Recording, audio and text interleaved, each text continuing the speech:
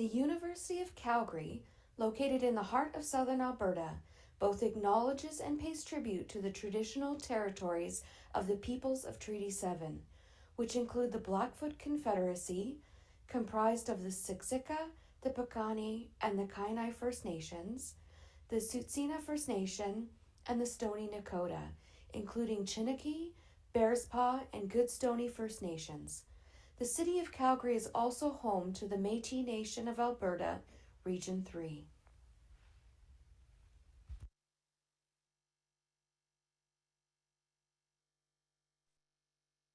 Good morning, everyone, and welcome to the Simpson Centre for Food and Agricultural Policies webinar, Agriculture Policies, What Farmers Want. My name is Amlika, and I'll be moderating the webinar today. Today's topic is focused on the upcoming provincial election, and we're going to be looking at the policy landscape leading up to Alberta's next general election. Before we get started, just a few housekeeping items. First, if you're having difficulties hearing the webinar at any point, or you're experiencing an unreliable internet signal, you can always use the call-in number included in your webinar registration email, or you can click the arrow next to the microphone icon and press switch to phone audio. Second, there is a box labeled Q&A. This is where you can pose any questions that you may have for the panelists. If you see a question in the Q&A box that you think is really important to ask, you can click the thumbs up icon on the question to move it to the front of the queue. And finally, the structure of today's webinar will consist of two presentations. At the end of each presentation, we will have a poll question, as well as an opportunity for you to ask some questions. Feel free to submit your questions at any time, but please note that they won't be posed to the panelists until the end of the webinar. And with that, I'd like to introduce our wonderful presenters today. First, we have Sean Wiskar, a policy analyst with the Simpson Centre. Sean is leading the Alberta Elections Education Program to study the agriculture policy landscape in Alberta and the policy priorities of producers in the ag sector. We also have Shannon Sereda joining us. Shannon is the Senior Manager of Government Relations and Policy with the Alberta Wheat and Barley Commission. And just before we get started with the presentations, we do have our first poll question for you to answer. The question is, what type of government supports would you prefer for the agriculture sector? Option 1 is cash, given directly to farmers and capital investments. And option 2 is support programs and research funding. And we'll give you a minute or so to record your responses.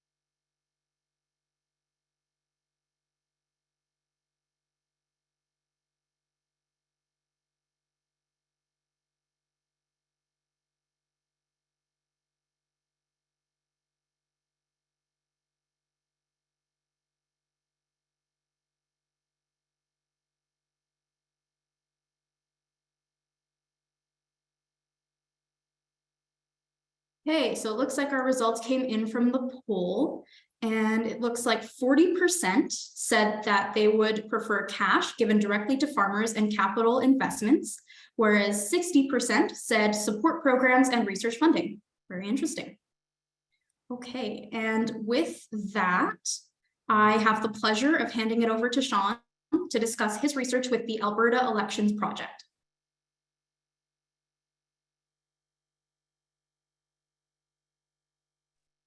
Perfect. You can now see my screen. Amlika, sorry, I just can't see right now. So can you just give me a verbal yes? Yes, I can see your slides. Perfect. Well, thank you.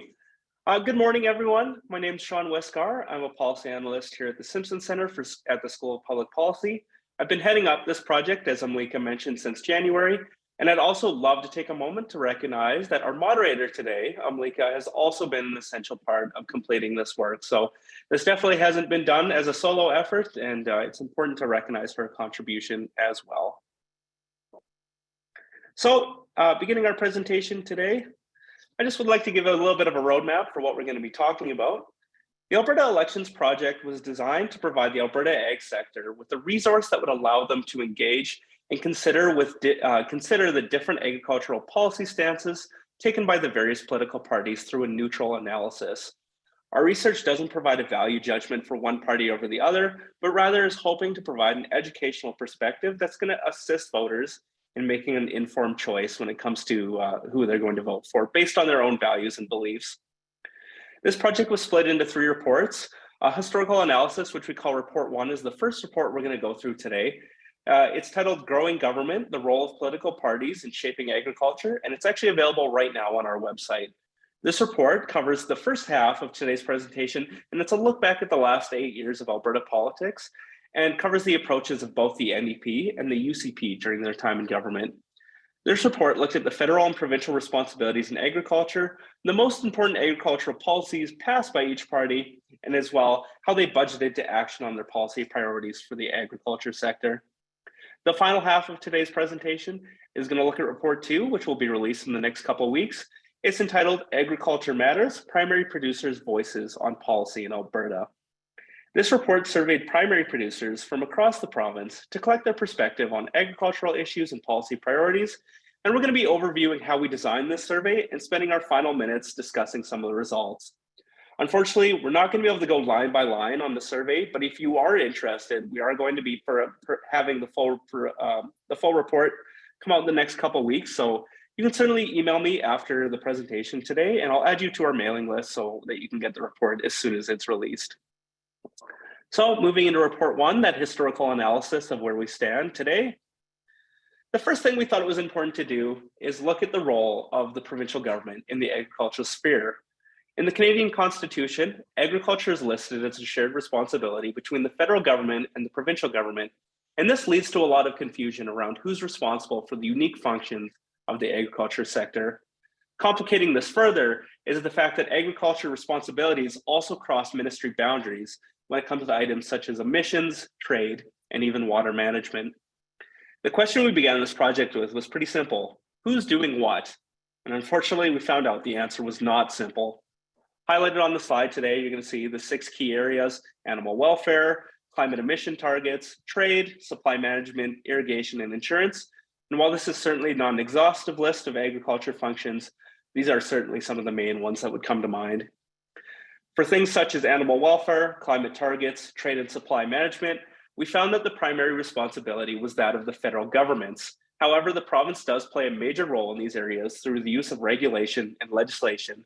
When we look at climate, for example, the Technology Innovation and Emissions Reduction Regulation, otherwise known as TIER, allows for the creation of provincial emission standards.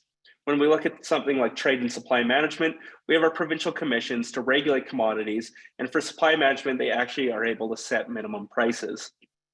Moving over to irrigation and infrastructure, irrigation and insurance, where it's primarily in the province's role, we see that the province regulates and manages both of these areas through the use of legislation and their external organizations that are set up by the law. For insurance, the province delegates its responsibility to the Agricultural Financial Services Corporation, which offers producers different types of insurance. And on the irrigation front, the province utilizes irrigation districts to manage regional water usage, while also playing a primary role in upholding cross-border water treaties. Moving on, so now that we know that what the province is legally obligated to do, let's talk about how each party actually approached agricultural policy during their time. The NDP and the UCP both passed important legislation during their time that impacted Alberta's ag industry. The NDP's time in office focused on promoting and protecting the agricultural sector, and it included an emphasis on protecting farm employees. In one of their most controversial pieces of legislation, the NDP actually increased farm safety standards and protections for farm employees, and also mandated that farms must purchase public insurance coverage, and they also removed the occupational health and safety exemptions for farms. During the UCP's time in office, however, They actually focused on farmers' rights and allowing those in the agricultural sector to regain control over their daily farm operations. This was seen in UCP's use of the 2019 legislation, which actually worked to quickly undo some of the policy work of the NDP by introducing the Farm Freedom and Safety Act, which allowed farmers to retain their decision of what type of coverage was most suitable for them, whether it be public or private insurance coverage. Moving on to spending, the most interesting piece, from 2015 to today, the provincial budgets have seen significant changes in expenditure on the agricultural sector. The NDP's budgets presented budgets that included high spending within the ministry and small capital expenditures, signifying their prioritization of program delivery and ministry support over infrastructure and grants. Cuts were made after 2016 to insurance payments, but overall, ministry budgeted expenses remained stable under the NDP, with investments in research and climate being the major focus. There was also significant capital expenditures made under the NDP in energy efficiency, land stewardship, cereal crops, and the Leduc Agri-Value Processing Business Accelerator, which the UCP has actually continued to fund to this day. But as you'll see by the graph, they were significantly less than the investments made by the UCP. So going back to our poll question, if you found yourself answering in that 60% group that you'd value support programs and research funding, you may find yourself aligning with an NDP policy approach. Moving into the 2019 era of our graph, the UCP government's agricultural budgets tell us nearly the opposite story of the NDP's. Upon entering office in 2019, they actually made significant cuts to the Agricultural Ministry's operational budget when they took office. You can see this in the 20% dip in funding that immediately occurs on the yellow line. Although the operational expenditures gradually grew over the time that they were in office, they still remained well below the NDP government's operational expenditures. The UCP government prioritized capital expenditures and made investments in large capital projects. The capital spending by the end of the term of the UCP had actually more than doubled the capital spending during the last year of the NDP's term.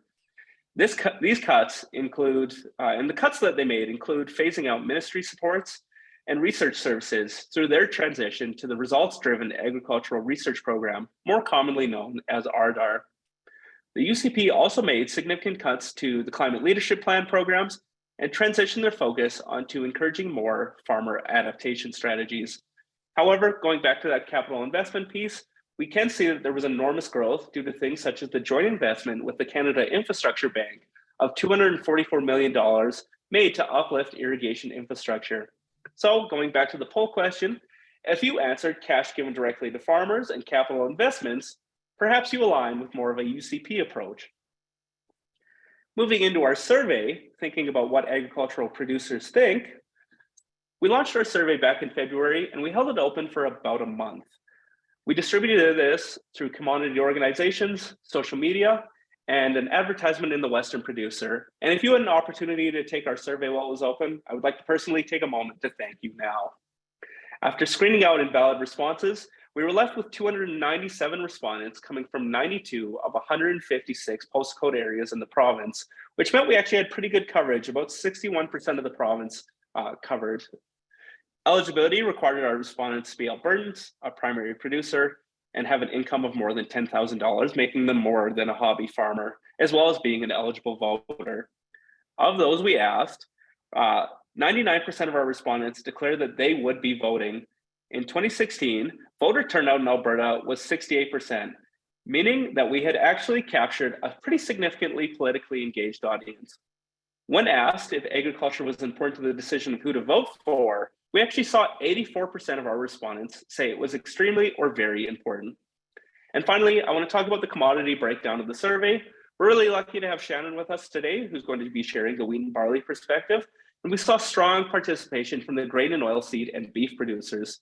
I also want to note something interesting we found was a quarter of all of our respondents actually produce more than one type of commodity, meaning that they're represented on more than one part of the pie chart you see. Moving on to our survey results, in our report detailing the survey, we categorize our responses into four main categories: climate, spending, technology and research, and finally, markets, commodities, and trade. We're going to get into that last piece in a minute, but first, let's talk about the first three. Climate change is an important topic for Albertans. When asked if their farm had been positively affected by federal climate change regulations, the 60+ age group stood out. While both the 18 to 39 and 40 to 60 age group agreed, of those 60+, 63% disagreed that they thought that their farm had been positively affected by federal climate change regulations. This is in stark contrast and suggests that there's varied perceptions of federal regulations and its impact on farms based on producers' age.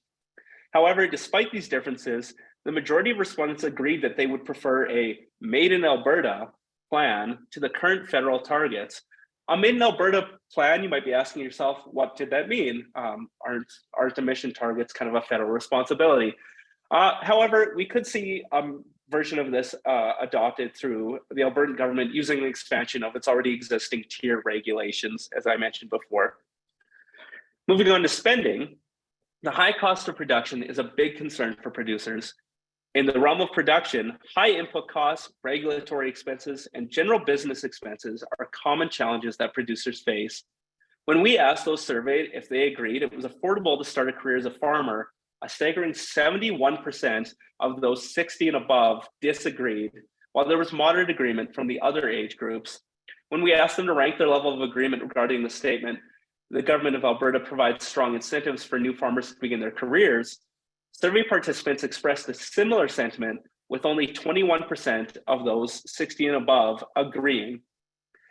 The respondents from the 60+ age group thought it was not affordable to start a career in farming, and also that there was not enough incentives for the government to incentivize new farmers, which is really interesting because this is the age group that is most likely on their way exiting their career.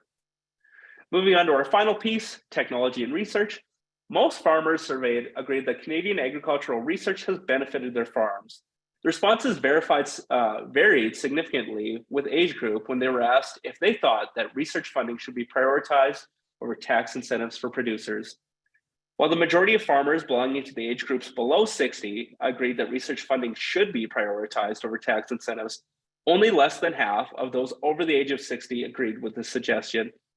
This suggests that relatively younger farmers value the long-term benefits of research and innovation over short-term financial incentives, while elderly farmers would prefer tax incentives and benefits that can be derived in the short run, as they may not likely have a long-standing career left for them. It's worth noting that the disagreement rates were relatively low, which indicates that there's still broad consensus on prioritizing research funding over tax incentives. Moving on to our last area, markets, commodities, and trade. I'm just going to make a quick note about the data. The graphs you see on the screen show the data and how it's going to be showcased in report 2. We determined that the most significant findings were to be done by color coding our results and looking for interesting patterns in the results. So any responses from 0 to 29%, you can see on the graphs, are color coded red.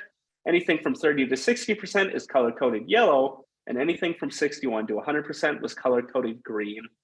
Unfortunately, the data we collected required a lot of choices to be made in how we showcase them, and separating by age has told a much different story than separating by commodity type.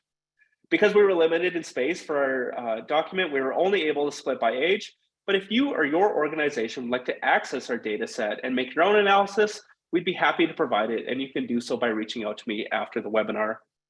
Now, talking about our final category, markets, commodities, and trade.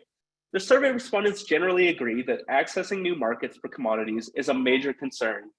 Participants were also asked whether the Alberta government was good at consulting with farmers about supply chain issues.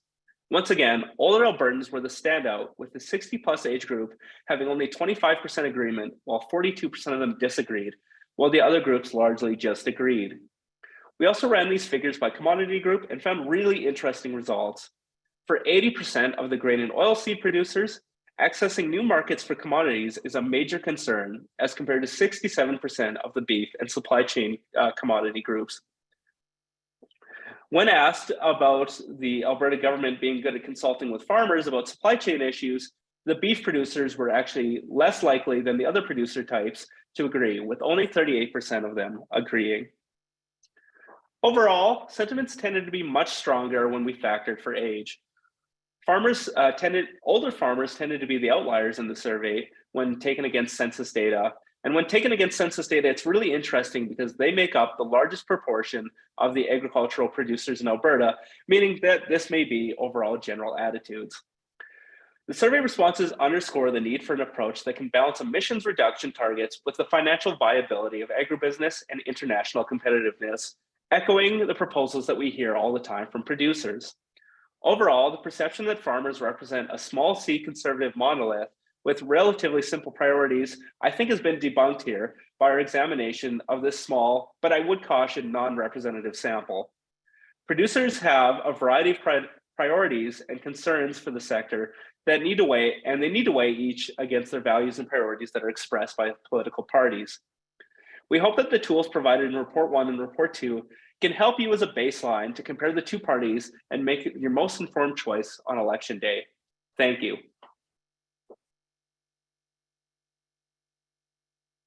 Thanks, Sean, for that great presentation. You certainly had some very interesting research findings through the Alberta Elections Program. It's now time for another poll question. And the question is, which survey topic did you find the results to be most interesting? And your options are climate change, government spending, markets, commodities and trade, or technology and research. And again, we'll take a minute or so here for you to record your answer.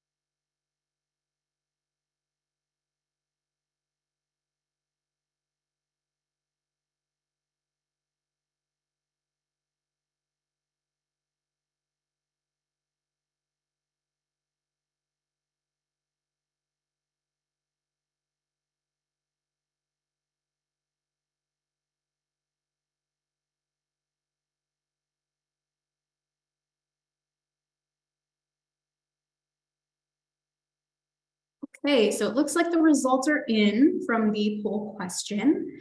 So for climate change, there were 13% of responses, 46% for government spending, 15% for markets, commodities, and trade, and 27% for technology and research. Great. It's now my pleasure to hand it over to Shannon to discuss the role of the Alberta Wheat and Barley Commission.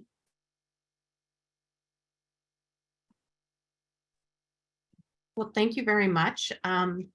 It's a great pleasure to be here today, and I just want to thank Sean for that interesting presentation. So I had the opportunity to read through a preliminary draft of the survey, and it's certainly interesting work, and I think much of it does align with what we hear from producers on a regular basis.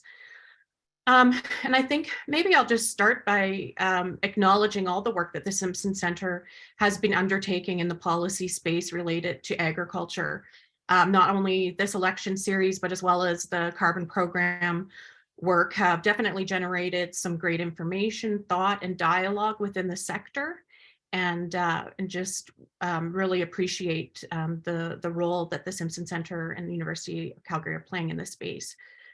So with that, as mentioned, it's my pleasure to be here on behalf of the Alberta Wheat and Barley Commissions. I've worked with the commissions for close to 7 years in a government relations and policy function. And in that role, I work through a governance structure made of board of directors, committees, and regional farmer delegates and representatives that represent the interests of close to 17,000 farmers across Alberta.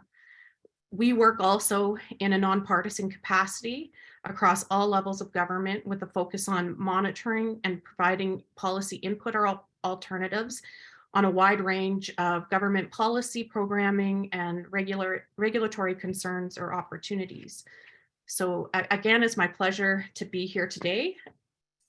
I will start also by giving you a brief overview of what I will be discussing. So I'll start my presentation just giving a little bit of insight into the work that agricultural commissions do. for those that may not be as familiar as others, how we're structured and our role in influencing outcomes and setting this, and then I'll also set the stage with some of the key drivers that we see influencing ag policy across all levels of government.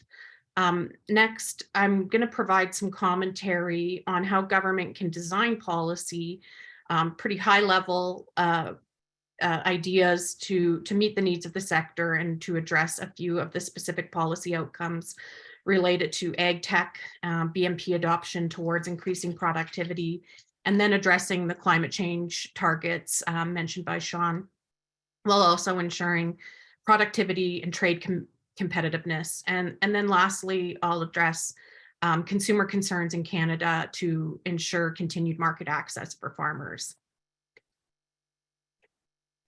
So as a preface, given that I represent the Alberta Wheat and Barley Commissions, my presentation will focus around the grains and oilseed sector. While there are certainly policy commonalities, as you see in the survey work amongst the agricultural sector, there are differences among the subsector and how they're structured and their priorities. For instance, the grains and oilseed sector in Alberta exports close to 80% of the commodities produced. So global trade and competitiveness, as well as moving goods to markets, are high priorities for our groups. Agricultural commissions in Alberta and across Canada are structured similarly. In Alberta, commissions are statutory non-for-profit corporations that are governed by the the Marketing of Agricultural Products Act. So we are beholden to regulations of the Alberta Agricultural Products Marketing Council, and that's based on the collection of a mandatory but refundable levy. This means that in Alberta, wheat farmers, for instance, pay at the point of sale a levy of $1.09 per ton of wheat grown and sold in the province of Alberta. Alberta barley farmers pay $1.20 per ton, and then these funds are invested on behalf of farmers and at the governance of a farmer-directed board. And the ability to request a refund holds the commissions accountable to farmers and ensuring that we are meeting their needs and their policy and their priorities in general. So our commissions, like many others, focus on investments in research and innovation, market development and risk analysis, policy advocacy, and we've evolved to include core portfolios in agronomy and grower communications. It is important to note, and I think aligns well with the survey results, that close to around 80% of the revenue generated by levies goes into determined priority areas of research toward addressing production concerns related to improving genetics and pest and nutrient management optimization. So with respect to policy, our commissions undertake work across a broad range of policy issues and across all levels of government to address the issues that are facing our farmers. We work to analyze concerns and opportunities that present themselves in government policy and programming and affect change on behalf of Alberta's farmers by providing policy input, alternatives, and ensuring farmers' voices are heard on issues. From an advocacy perspective, having a unified voice on policy issues matters a great deal. And we work closely provincially and nationally with other crop commissions. In Alberta, we work under the banner of Team Alberta Crops to address policy issues within 4 main areas. We focus on concerns related to improving market access, reducing regulatory hurdles, competitiveness through innovation, and then sustainability, climate change policies. So these themes will come up throughout the presentation, and I think we've already seen them mentioned by Sean in the survey work that's been done by the Simpson Centre. So perhaps just to set the stage with respect to policy drivers in agriculture, we see currently that there's a number of drivers influencing policy and program development. These are often influenced by both government priorities and industry realities.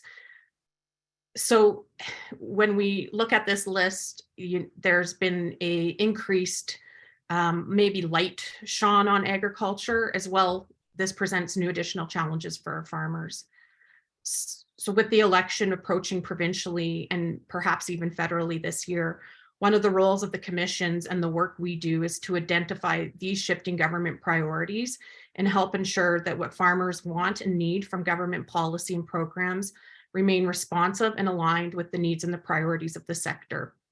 So just to go through quickly some of the policy drivers that will likely not come as a surprise to many are the increased risk that farmers are facing, particularly related to increased weather pressures brought on by increasing weather events and their ability to adapt and mitigate the impacts of those changes.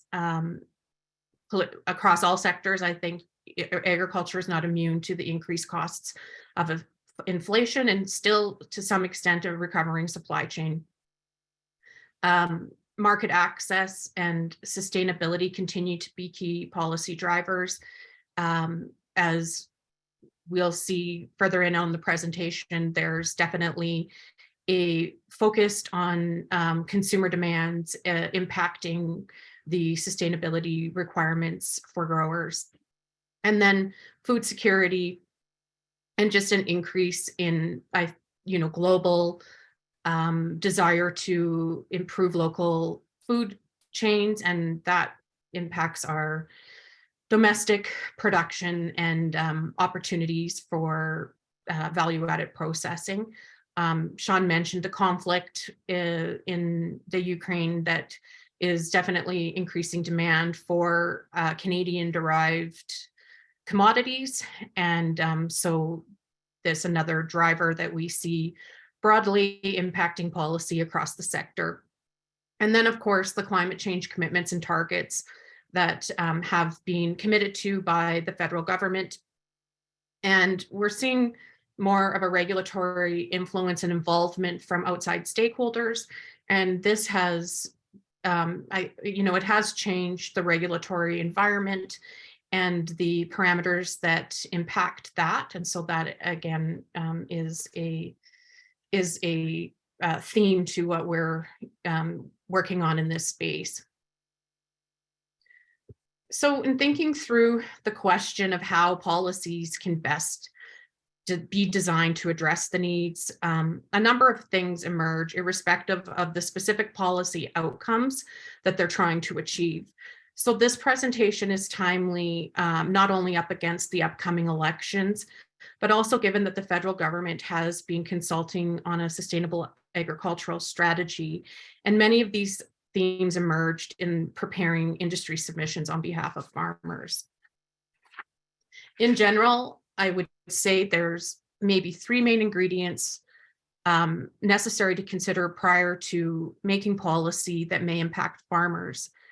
It's necessary for there to be evidence to demonstrate both the impacts and the outcomes of the policy. There's a need to consider intended and unintended consequences. Can think of some examples looking back to the policies that were presented in Sean's first couple of slides, and how these issues, or how identifying these unintended consequences can be identified upfront. And then there's the need to be mindful of different realities across a very diverse country and a very diverse sector. So these things can be achieved by addressing some of the key criteria and questions. Questions within the survey came up about farmer engagement and consultation. And I think that there's generally maybe a lack of consistency across how those engagements and consultations take place. In Alberta, we have a strong consultation framework that I think engages farmers, at least at the commission level. And the Government of Canada is also working hard to ensure engagement across the industry at large. Finding the right instrument at the right time is critical in developing and designing policy. So Sean talked about tax incentives versus research investments.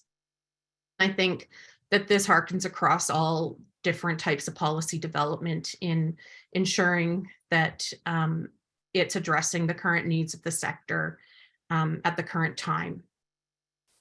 It's important to also reference that having a supporting regulatory framework is critical in supporting policy design, ensuring that they're not contradictory, and ensuring that they can help enable the outcomes that different policies are hoping to achieve. And we'll see this theme come up, but one of the critical issues that I think at the commission level are really seeing when it comes to current policy design is that there's in some instances a lack of complete and accurate information.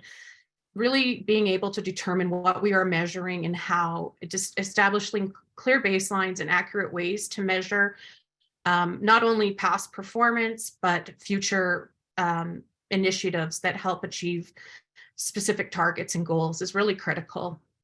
So we must not only focus on the policy objective itself, but there needs to be a focus on the business outcomes. Obviously, farmers are operating in a trade exposed sector, and there needs to be considerations around how policies impact the economic landscape of farmers who are already operating under thin margins. And then thinking back to some of the drivers that in the last slide, it's important that the drivers are really clear and that it's clear on whether it's a policy is intending to have a penalizing or enabling or incentivizing outcome. And that's something that I think we do struggle with with some of the policy development, is ensuring that that there's more of an approach towards enabling and incentivizing than penalizing, especially based on historical performance, and that especially in the environmental and climate change space, we see that often there's many early adopters in agriculture, and without taking that historical reference into consideration, it's easy for a policy to have a penalizing tone when it's maybe, doesn't allow for early adopters or past performance to be acknowledged. And then lastly, and I think we touched on this a little bit already, is just the provincial versus federal jurisdiction in policy design, and ensuring that the two are working together and amplifying the needs of the sector.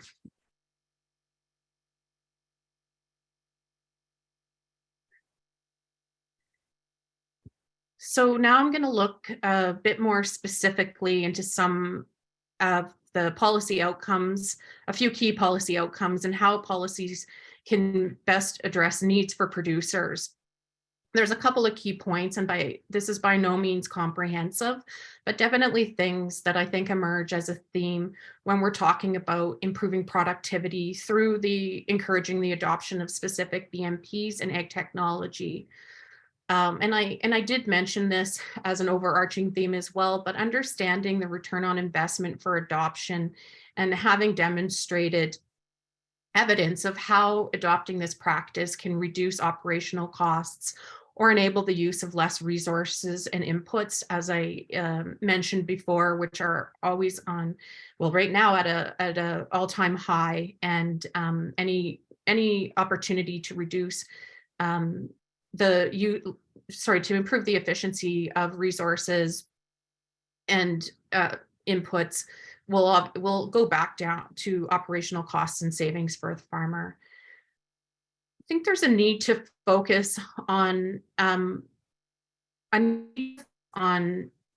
making very strategic and focused investments. We see, to the credit of the federal government, I think there's been a lot of programs that have been announced recently that encourage practice adoption by farmers to help meet some of the climate change outcomes or other outcomes that the government is hoping to achieve both provincially and federally. And when when investments are broad and wide, they tend to be watered down and produce lower results overall from a sectoral perspective across Canada. So really focusing in on strategic investments is critical in improving productivity.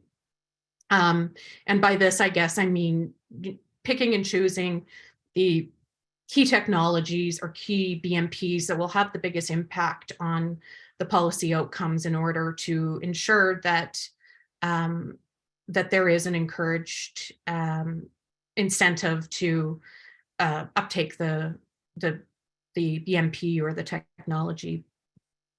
And also when we're talking about productivity, I think it's important for policymakers to understand that within productivity, sustainability is naturally an additional outcome. And too often we see these two conflicting, where investments in productivity research often have very tangible environmental outcomes. So being too prescriptive in how funding can be leveraged and used towards a productivity outcome or towards an environmental outcome often may conflict with what the priorities are around improving productivity and growth within the sector. And the two really do go hand in hand.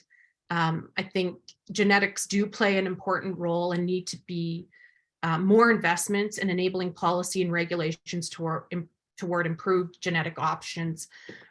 In Canada right now, we're at the cusp of having all of the necessary guidelines in place to allow researchers to work with new modern plant breeding technologies such as gene editing. And we really need to see those regulatory pieces pushed forward to enable the improved and faster adoption of new genetics, which have very tangible outcomes when it comes to reducing many of the things that I've already highlighted here when it comes to improving efficiencies, productivity, but also helping to manage pests and nutrient management to improve the efficient use of resources and reduce the need for inputs.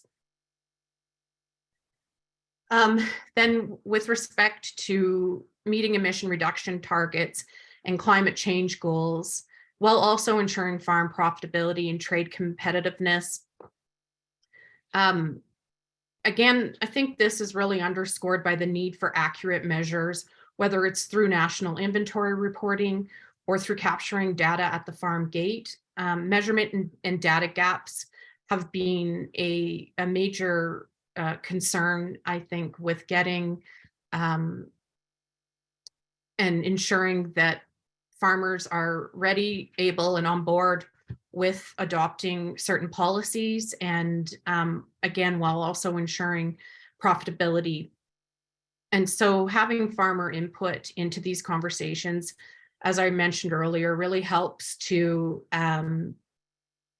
ensure that there's no unintended consequences and that there's all sides of the equation are being considered when determining policy design and meeting objectives, while also allowing the sector to continue to be profitable, competitive, and add to the diversification equation for the economy. When we're talking specifically about climate change goals and policy, there's the need for the addressing of externalities, which there's been a lot more work and emphasis put on in the last several years. We see with the recent announcement of the Sustainable Canadian Agricultural Partnership, programs like the Resilient Agricultural Landscapes Program does work to try to address externalities and value the ecological goods and services that farmers create through practices on the positive side. And then creating markets and offsets is another design feature that helps to ensure profitability and trade competitiveness, ensuring that the measures within a policy design are based on intensity over absolute. In this way, we're able to measure, we're able to better measure the production per unit of production, and the results of that production from a carbon or from a footprint standpoint. And that's, I think, critical as if we're able or wanting to capture the historical practices that have already been employed by farmers to improve their intensity in emissions by production unit. So, and then lastly, in many cases, and something that has to be considered is that there aren't always alternatives that exist within the marketplace for farmers to work towards emission reduction. There's legislation passing through or at the Senate at the moment that looks to exempt some of the operations of farms with respect to the use of farm fuel from the carbon tax, thinking specifically of grain drying, for instance, in our sector where there has been the request for an exemption that is being entertained due to the fact that there aren't alternatives that exist currently to always make those fuel switches or adopt alternatives. I have, and then I guess last, when we're talking about addressing sustainability concerns of consumers in Canada and abroad to improve access to new markets, one of the industry's been fairly proactive in looking and working towards programs to do this. So it's important for policymakers to see industry as an ally, and there's an understanding within the sector that the pressure on producers to go further faster is imminent and trying to meet some of the climate change strategies. So there is a lot of work being undertaken, and those need to be integrated and considered in policy design and program development.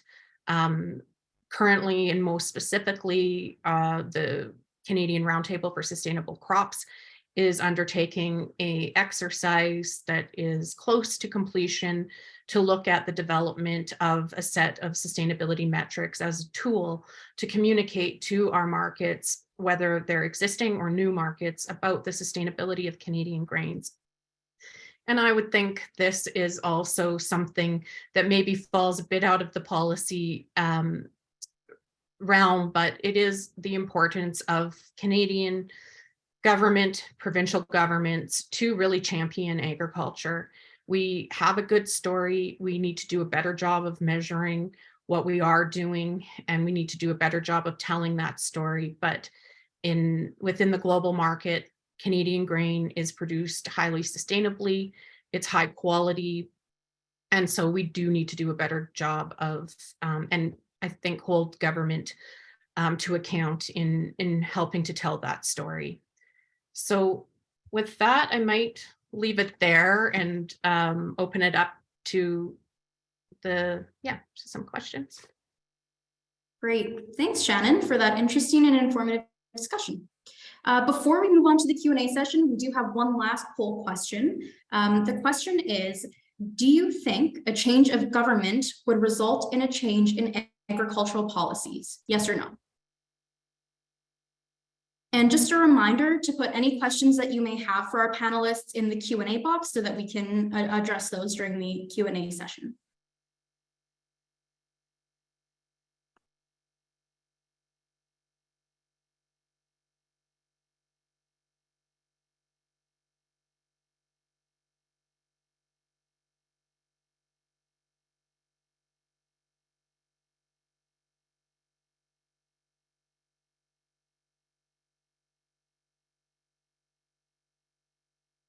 And if you've finished answering that poll question, you can take a look through some of the questions in that Q&A box. And if you think you would particularly like any of those to be answered, you can give a thumbs up and we'll make sure to get to those.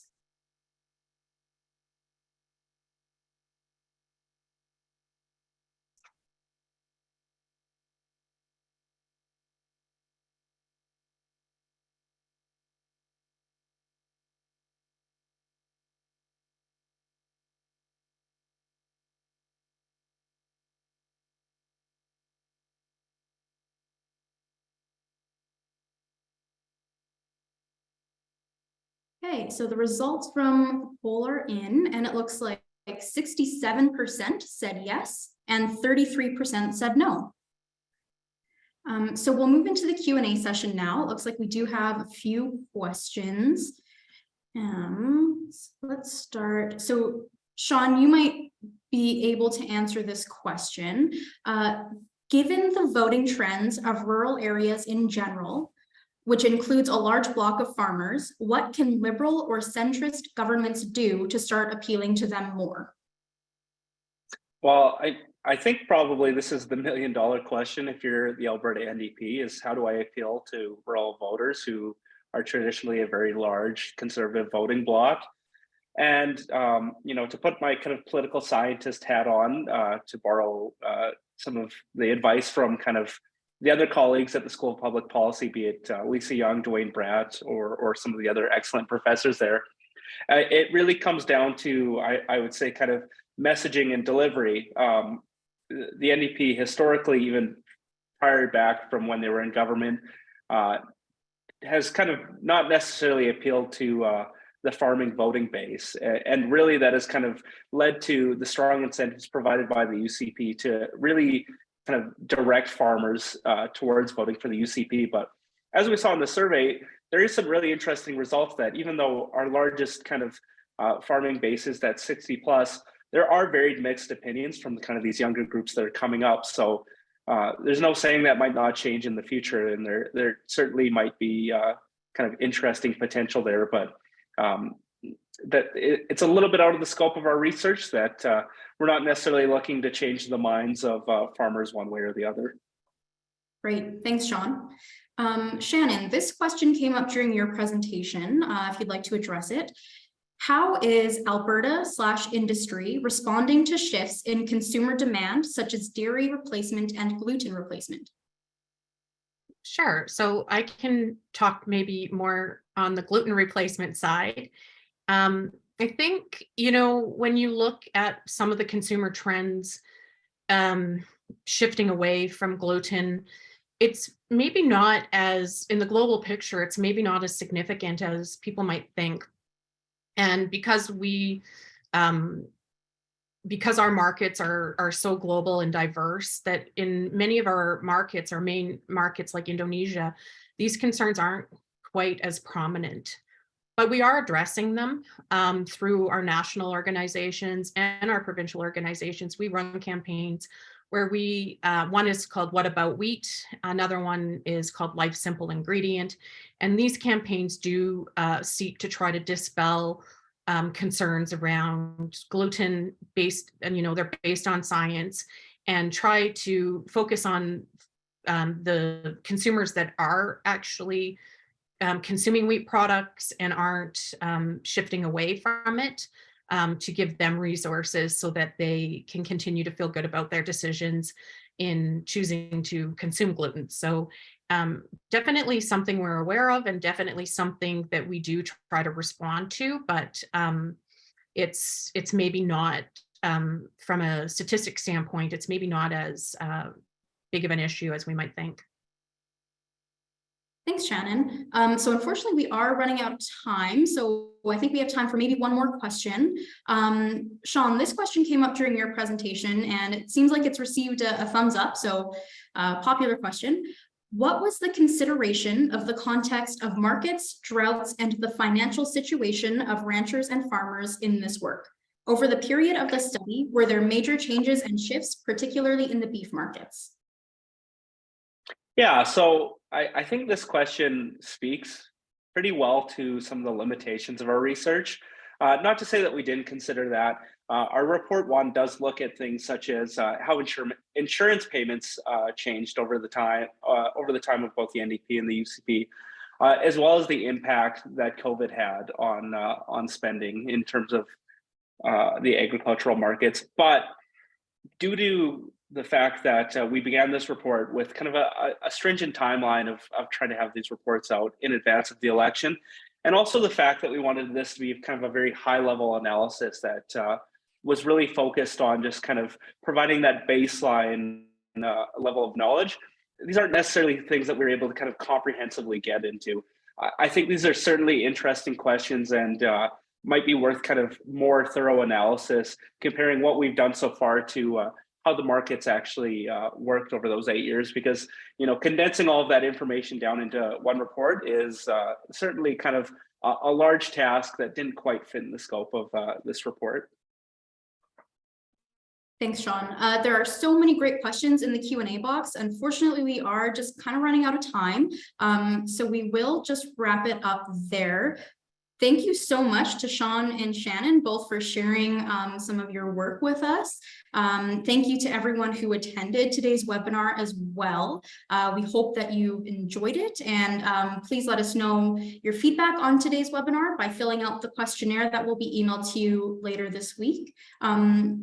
And we'll conclude things there. Thank you. Perfect. Thank you, everyone. I will note, if you go to the Simpson Centre Twitter, we'll maybe make our best effort to try and answer any remaining questions that you have there. So over the next day or so, we'll take a crack at answering some of your other questions, because I see there are some really interesting ones that are coming in.